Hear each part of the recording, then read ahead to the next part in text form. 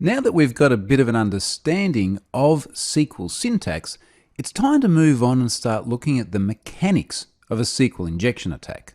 So we're actually going to start to mount this attack against a vulnerable website. So in this module, you're really going to start to understand just how to exploit this risk. Let's move on and take a look at what we're going to cover in this module.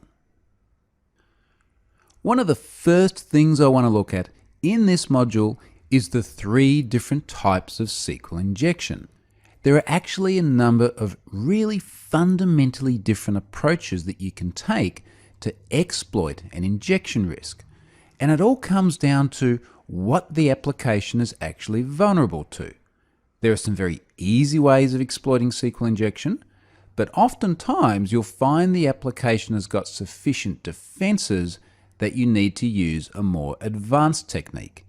So I'm going to talk about what those types are in the next clip. I also want to talk about how we can test for this risk and then also demonstrate how to show that an underlying risk does actually exist. And in fact, we're going to do that with just a single character. Get the right one, and that's all it takes to show that there's an underlying risk in the database. Now, speaking of underlying risks, I also want to show you what the risky code looks like. So what is it in this application that is making SQL injection possible? Clearly something has gone wrong at development time. What does that look like? I'll show you that in this module. And then I'll also talk about what input sanitization is, because that is one of the really important things that's missing when a SQL injection risk is possible.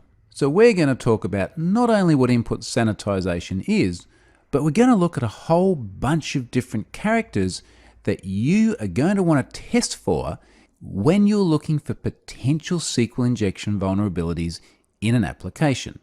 So we've got a whole lot to cover in this module. It's really going to start getting into the detail of injection attacks. So let's move on and start looking at those three different types of injection.